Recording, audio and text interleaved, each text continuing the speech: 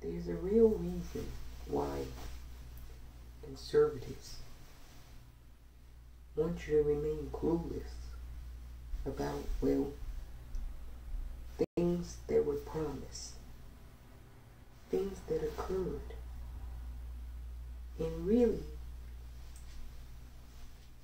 the quintessential story that makes us great, potential, when we act on our words and our deeds.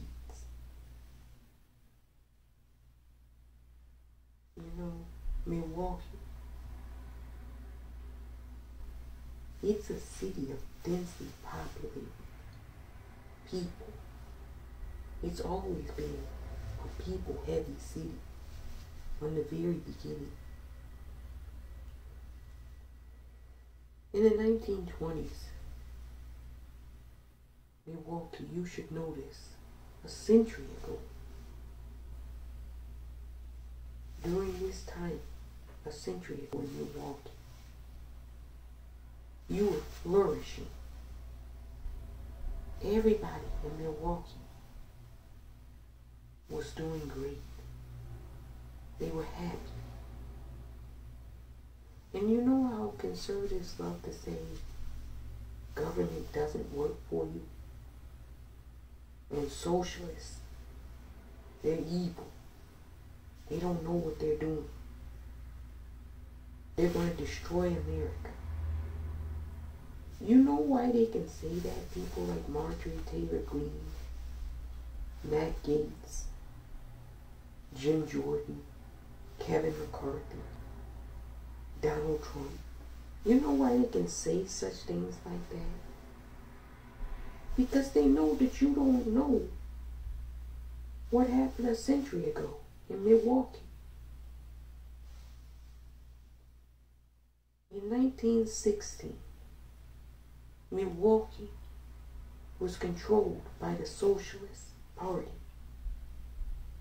A socialist mayor ran the city of Milwaukee from 1916 to 1940 in this country. Daniel Holmes, perhaps one of the greatest American mayors in this nation's history. The people loved Daniel Holmes, so much so that he governed for 24 consecutive years in Milwaukee. He was loved. He was a socialist. Let me tell you some of the things the socialists, good government, got done for Milwaukee in the 1920s, after World War I. The socialists invented public housing. Yes, it was Daniel Holmes that invented public housing.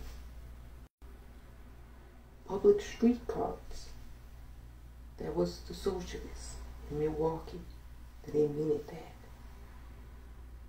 The sewer system, that was the socialists that engineered and constructed the nation's first sewer system. Public utilities, that was the socialists. Public-private business ownership of commodities, that was the socialists. All this fear-mongering by modern-day conservatives about how awful socialist governance would be. Well, all you have to do, Milwaukee, is look to what already occurred from 1916 to 1940. That's in large part the reason why Milwaukee is still Milwaukee, because of the good government. But you know, a lot of years have passed since 1940, and well, everything is due for an update. Conservatives know that right now, again, 1 century later, the American people are clamoring for good governance, to get things done. And they're scared to death the people will do now what they did a century ago, and turn to the only people that actually get shit done, the Socialist Party. Now they'll make things difficult, which they always do. Conservatives love to talk about the unhoused crisis in progressive areas. What they don't tell you is that people come to those areas because there's services and resources available that are not available in the South, wouldn't you know? Milwaukee. You know, it's interesting that now, a century later, we're having the same conversations again. And we're having those conversations in large part because people don't remember what already occurred. Conservatives have done their best and their darndest not to tell you anything about what occurred in this country. They're trying to whitewash and erase everything, so you have no clue. And you know what happens when you do that. You end up making the same mistakes that you made the first time, that by and large you could have avoided had you known that they were already previously made.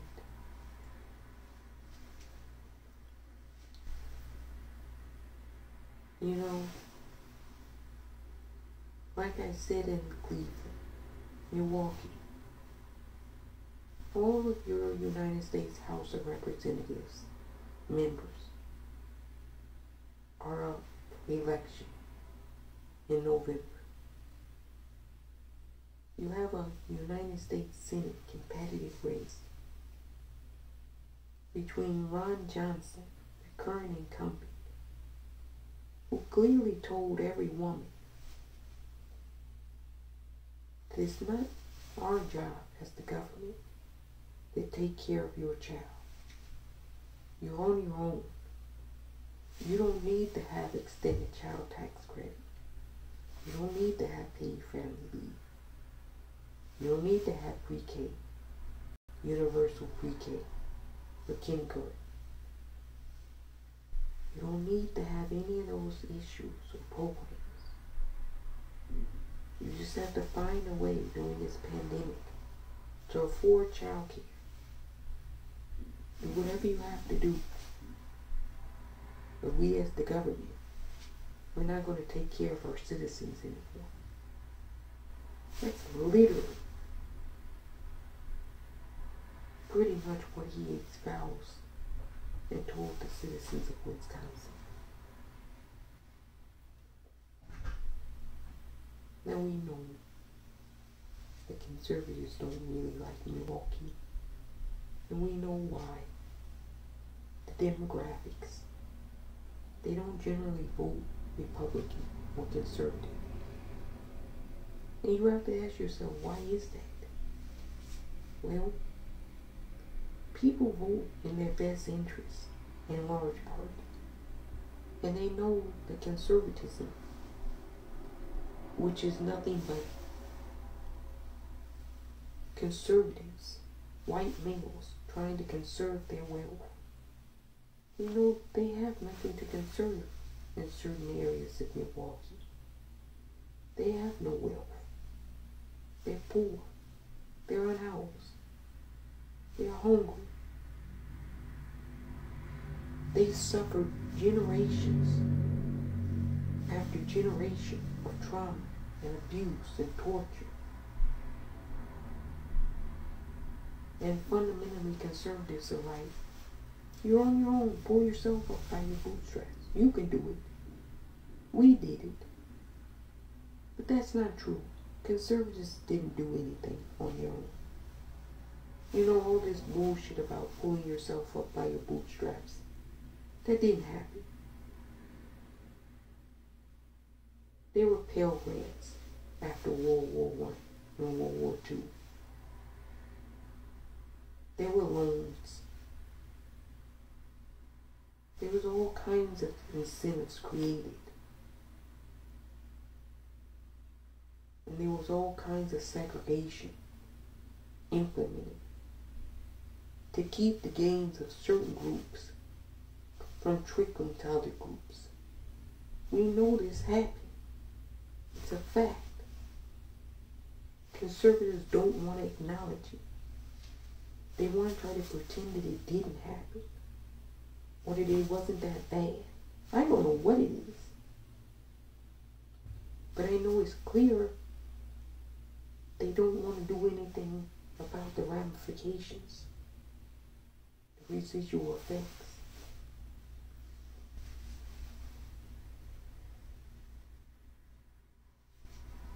Milwaukee, you gotta get registered to vote, and you gotta come out and vote this November. You gotta vote for your interests. And I know, wouldn't you know, they're making it super difficult.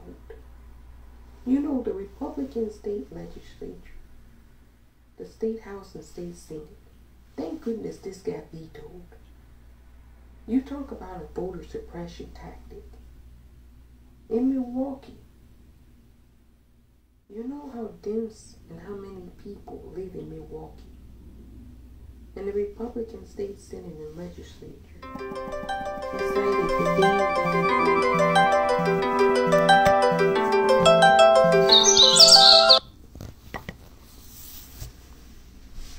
the Republican state legislature and state senate, they decided that they wanted to, well,